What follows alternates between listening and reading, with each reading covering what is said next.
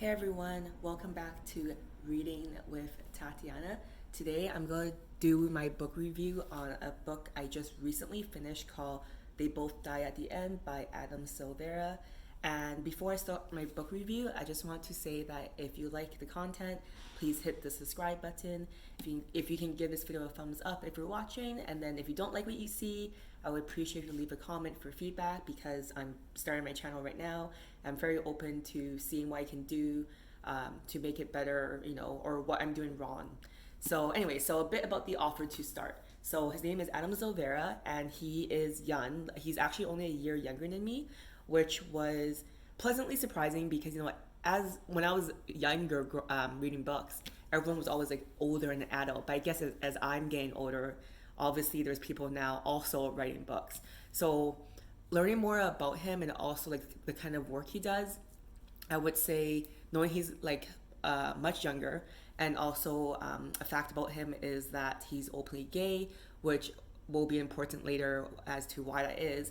I would probably give his book now a 4 out of 5. Originally, my initial reaction to just the story itself is a 3 out of 5, but given the context of Adam as a person, I would say probably a 4 out of 5. I can see why this book is so popular.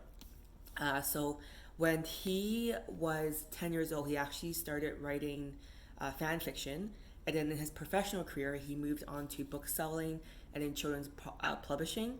And eventually now he's written several books on his own and also co-author.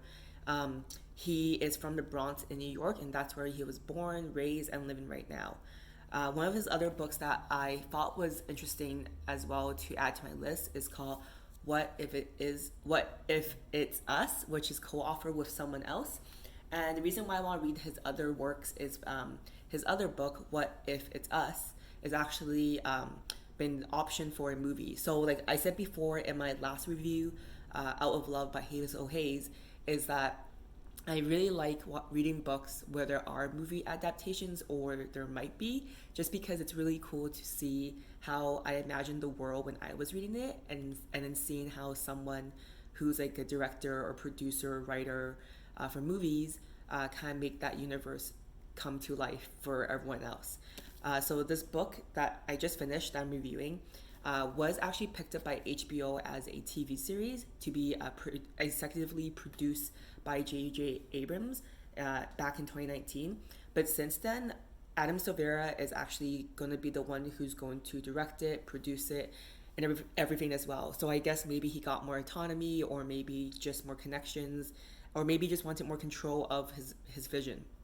And I think it's really cool that they're doing a movie adaptation, just because this book, if you read it, it's quite an interesting universe because it's set like in our current world, and I feel like the book was limiting in how much it could cover. So it'd be cool to have a TV series where they really can delve into like certain aspects of the book I would have liked to learn more about.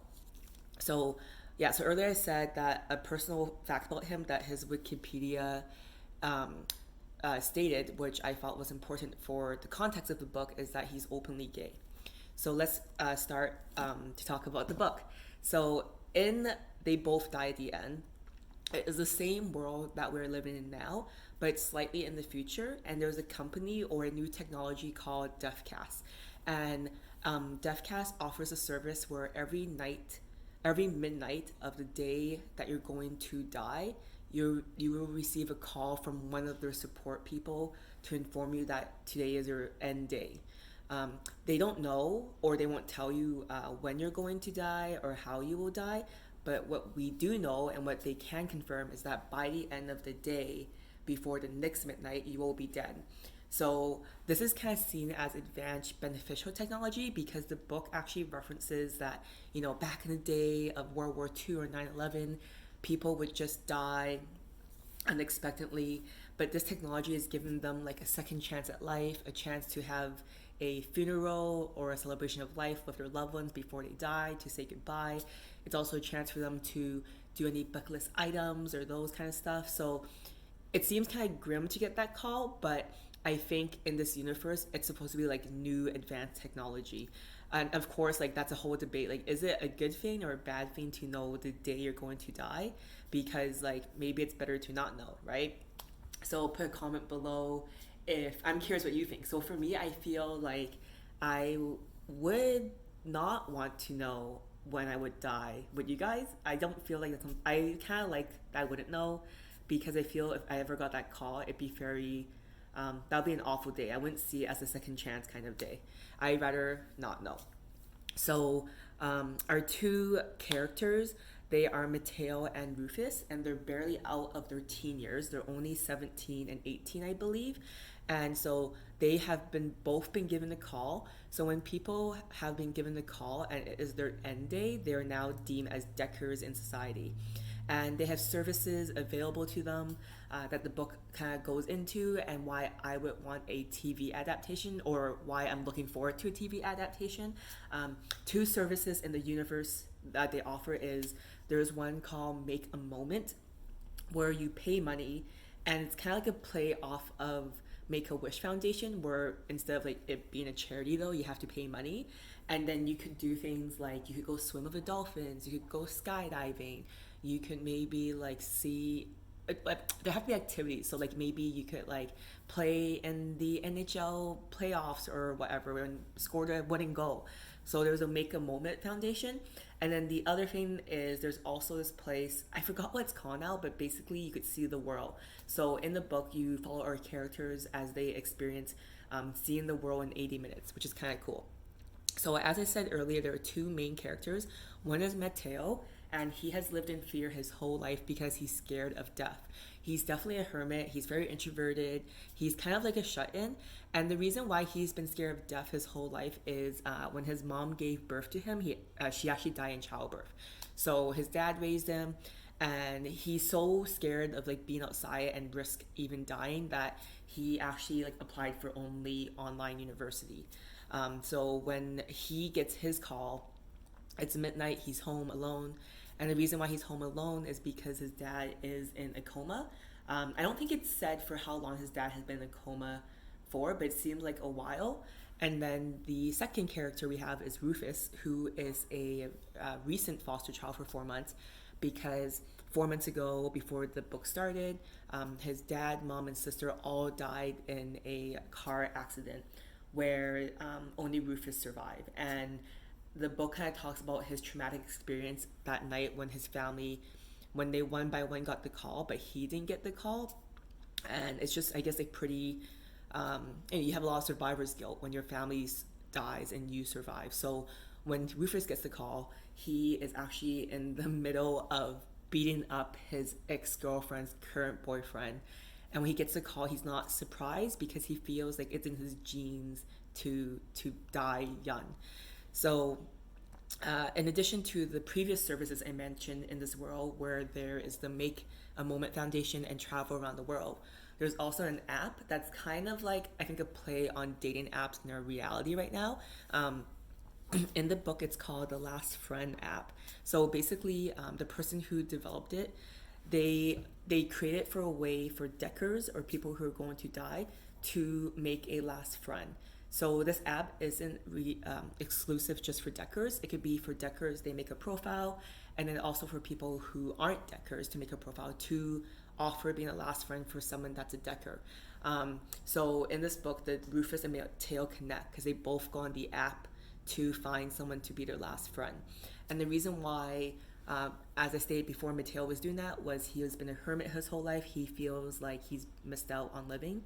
So he wants to go on this app, the last friend, to make a last friend, to make a last day worth living. Where Rufus, even though he's in the foster home with and has lots of friends, he went on the app because, as I said earlier, he was in the middle of beating up his ex-girlfriend's boyfriend that he was on the run from the cops. So he wanted someone to spend his last day with. So it's kind of cool how the book kind of starts off, and in the book, they obviously help each other, but I felt like and I would say they're 100% equal protagonists, equal main characters, but I definitely feel like Mateo grew the most in the book and was pushed more to his limits. So yeah, so one thing I liked about the book quite a bit is, as you can see, as I can share so far, like it's about death and like making your life worth living. So I really like that in each section of the book there were some really good quotes. So one here, the like black pages, is to live is the rarest thing in the world. Most people exist, that's all. That's by Oscar Wilde. So then as you go through the book, there's some good reminders. One other one I like as well is a ship in harbor is safe, but that is not what ships are built for, by John A. Shedd. So this, I really enjoy this book because I think no matter what age you are, like, you know, as a human on Earth, it's inevitable that we're all gonna die. So it's really easy to get into routine of things and get comfortable and kind of like maybe kind of forget any goals or dreams that you've had. So this book has like a wake-up call to maybe like reevaluate where you are in life and if you're happy. So I thought it was really good, and there was like some really good quotes. Some things I didn't like about the book is that I felt like they were too many characters. So every chapter is told in the first person perspective. So the two main characters are Rufus and Mateo, and they are the bulk of the novel, but they want to introduce other characters, I guess, because it's hard to have a perspective of the situation that's happening. So I understand why they had so many characters, but I felt like there wasn't a need to. And also, like, Rufus and Mateo had two close friends or close people in their life that had a lot of, I guess, chapter time.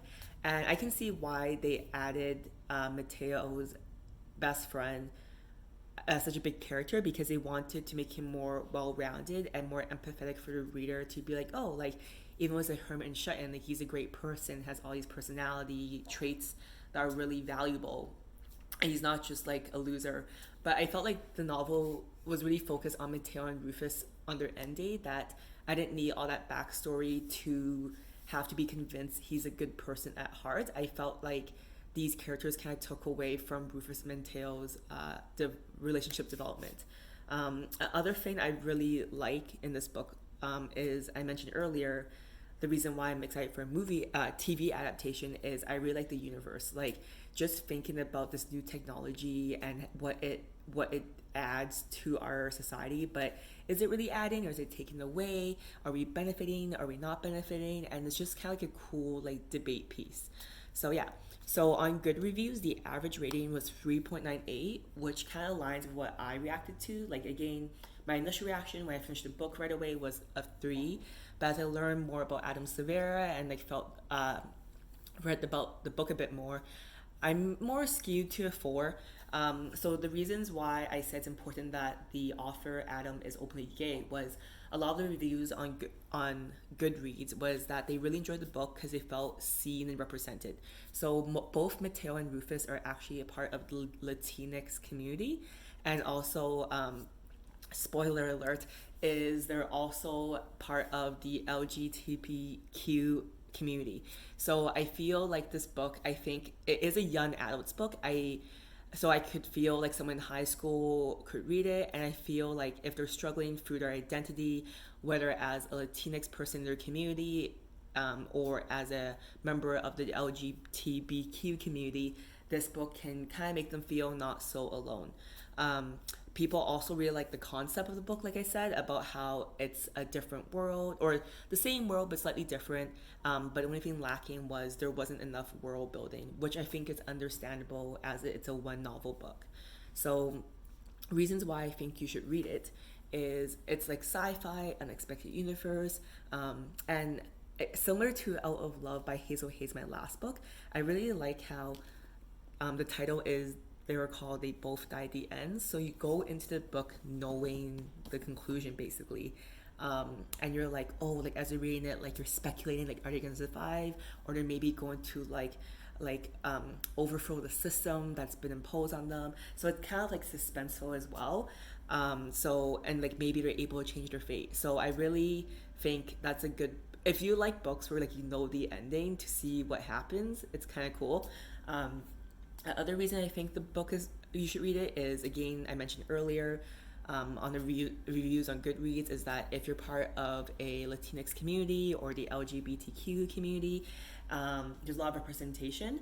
So I feel that's pretty important because, you know, I feel most of the time, like in novels, especially fiction novels, like race doesn't matter. But when you do see it, it is kind of nice, and you realize like, oh, representation does matter. So it's kind of cool. Like, you know, I'm an Asian Canadian woman, and growing up, there definitely was a lack of stories where it's specified that the protagonist was Asian Canadian, and as a kid and a teenager, it never bothered me. But I think now, if I read a book that had that, I'm like, oh, that's cool. Like I feel like I'm also seen and have a place in the society. So it's a great book, and I feel like as we progress in society and we have first generation and immigrants come and get older and be part more of our society, we get more of these stories and different people represented. So yeah, one of my favorite things, which I've done in I think my last review, and I'm going to do going forward, is I like to ask people when they finish a book how a book made them feel, because you know, out of all the books I read this past year in 2021, I don't remember every plot or every character or even the setting, but I'll always remember like how that book made me feel when I finished it. So they both died at the end. For me, it made me feel reflective. So I already covered it quite a bit, but you know, it has to deal with mortality, and like as you can see, you have Rufus and Mateo walking here, and there's like their shadows make like is it a scythe, like a dream reaper with a sieve.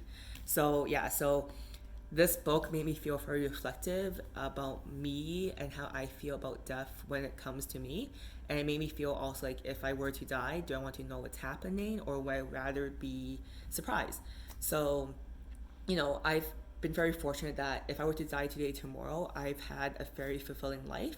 But, you know, this book will still make me reflect. This book made me still reflect on things I still want to do or lacking, and things I want to achieve before I die, whether that comes tomorrow or in a year or 10 years or decades. So if you did read this book, tell me what you think in the comments below. Even though it is a young adult's book, I think it doesn't matter what age you are, it's a good read. And then my next book is, my friend recommended this to me, and it is a memoir, which is like one of my favorite genres in books, because you know, they're real stories, and you know, I mean, all stories are real in someone's mind, I guess, right? But I just love memoirs because it's kind of like making history more interesting, and like you have like for me, like it personifies history more than just reading off a history book. So my next book is Even After All This Time, and I'm going to butcher her name. It's by Afschineh Latifi. So this is a book about a family who escapes Iran during the Sharia law that came into effect in the late 70s, early 80s. I only started this morning, and I've only read like 10 pages, but I already know I'm in for a ride. So I'm not gonna like spoil the book, because this is within the first like 10 pages, but basically her dad is in the Iran military, and then one day he is taken to prison for no reason when the new Sharia law comes into effect. And during this time, you know, things are changing quite a bit in this country. And then a few months later, her dad is executed for no reason really. Like he had an actual alibi, so you can tell like a lot of corruption going on. And then so basically, the memoir starts with her family fleeing, and then also reflecting on what it was like to leave Iran when it was so turbulent, and also starting a new life in, I believe, America. So yeah, so that's the next book. If you want to join me and read it, I will be doing a book review about it in the next week or so. All right, bye guys.